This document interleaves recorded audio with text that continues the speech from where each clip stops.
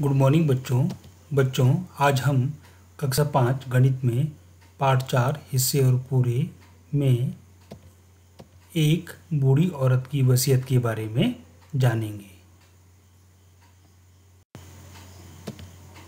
बच्चों, एक बूढ़ी औरत थी और वह अपनी 3 बेटियों के साथ रहती थी। वह काफ़ी अमीर थी और 19 ऊँटों की मालकिन थी।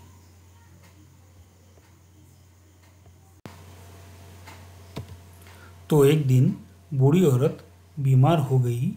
बेटियों ने डॉक्टर को बुलाया। डॉक्टर ने पूरी कोशिश की मगर वह उस बूढ़ी औरत को नहीं बचा पाया।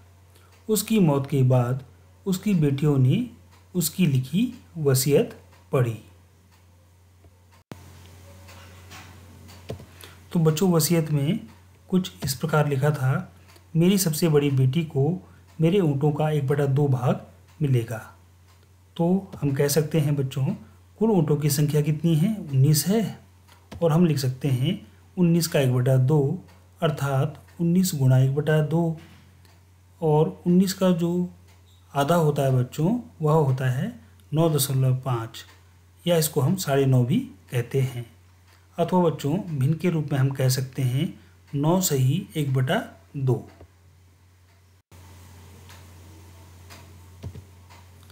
तो बच्चों, मेरी दूसरी बेटी को मेरे ऊँटों का 1/4 भाग मिलेगा, इस तरह से वसीयत में लिखा था। तो हम जानते हैं कुल ऊँटों की संख्या 19 है। तो हम लिख सकते हैं 19 का 1/4 अर्थात 19 गुणा 1/4। जब हम 19 को 4 से भाग करेंगे तो हमको प्राप्त होते हैं 4.75। अथवा बच्चों, भिन्न के रूप में हम कह सकते हैं 4 सही 3/4। तो बच्चों, अब मेरी तीसरी बेटी को मेरे ऊँटों का 1/5 भाग मिलेगा, ऐसा वसीयत में लिखा था। तो हम जानते हैं ऊँटों की कुल संख्या है 19। हम लिख सकते हैं 19 का 1/5 अर्थात 19 गुणा 1/5। जब हम 19 को 5 से भाग करेंगे तो हमको प्राप्त होते हैं 3.8। अथवा बच्चों, भिन्न के रूप में हम कह सकते हैं कि 3 सही 4/5। यह वसीयत पढ़कर तीनों बेटियां काफ़ी हैरान थीं। मुझे कुल 19 ऊँटों के 1/2 कैसे मिलेंगे? बड़ी बेटी ने पूछा। 19 का आधा 9.5 है, पर हम ऊँट को काट नहीं सकते, दूसरी बेटी ने कहा। यह सही है, पर अब हम क्या करें? तीसरी बेटी ने पूछा। तभी उन्होंने चाची को आते हुए देखा और चाची को अपनी परेशानी बताई। मुझे वसीयत दिखाओ, मेरे पास एक तरकीब है, चाची ने कहा।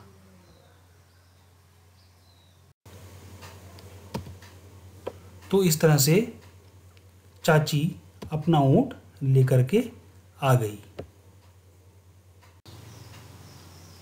तो बच्चों, पहले उनके पास कुल 19 ऊँट थे। अब चाची ने एक ऊँट और दे दिया, तो अब उनके पास कुल ऊँटों की संख्या हो गई 20। तो इस तरह से अब वसीयत के अनुसार पहली बेटी को ऊँट मिले। आप जानते हैं बच्चों, वसीयत में लिखा था कि पहली बेटी को कुल ऊँटों का 1/2 भाग मिलेगा। तो अब बच्चों, कुल ऊँट कितने हैं? 20 हैं। तो 20 का आधा कितना है? 10 है। तो इस प्रकार पहली बेटी को कुल 10 ऊँट मिलेंगे। अब वसीयत के अनुसार दूसरी बेटी को ऊँट मिले। तो बच्चों, आप जानते हो कि वसीयत में यह लिखा था कि दूसरी बेटी को कुल ऊँटों का 1/4 भाग मिलेगा। तो यहाँ पर आप जानते हो बच्चों, अब 20 ऊँट हो गए हैं। तो 20 का 1/4 या 20 गुणा 1/4 हम कह सकते हैं। जब हम 20 को 4 से भाग करेंगे तो हमको प्राप्त होते हैं 5। इसका अर्थ यह है कि दूसरी बेटी को कुल 5 ऊँट मिलेंगे। अब वसीयत के अनुसार तीसरी बेटी को ऊँट मिले। हम जानते हैं बच्चों कि वसीयत में लिखा था कि तीसरी बेटी को कुल ऊँटों का 1/5 भाग मिलेगा। तो अब ऊँट कितने हैं? 20 हैं। तो 20 का 1/5 यानी कि 20 गुणा 1/5।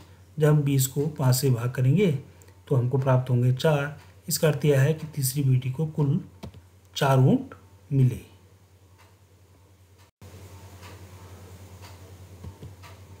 तो इस तरह बच्चों बेटियां बहुत खुश हुई और अपने ऊँटों की गिनती करी। तो इस तरह से बच्चों उन्होंने गिनती करी।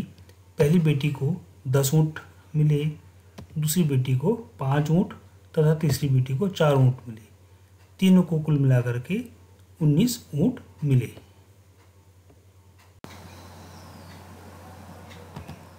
तो बच्चों इस प्रकार वसीयत के अनुसार 19 ऊँट तीनों बहनों में बंट गए और चाची का दिया हुआ 1 ऊँट बच गया। तो एक बचा हुआ ऊँट मेरा है, चाची ने कहा और अपना ऊँट ले गई। तो इस तरह से बच्चों चाची अपना ऊँट ले गई और तीनों बहनें देख रही हैं।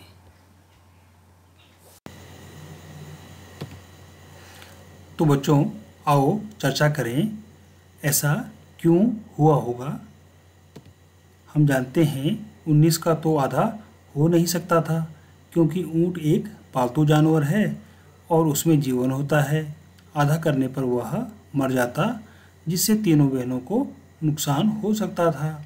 तब गिनती को सरल करने के लिए उन्होंने 19 को 20 बनाया। उसी के हिसाब से उन्होंने उसे हल किया तथा समस्या को सुलझा दिया।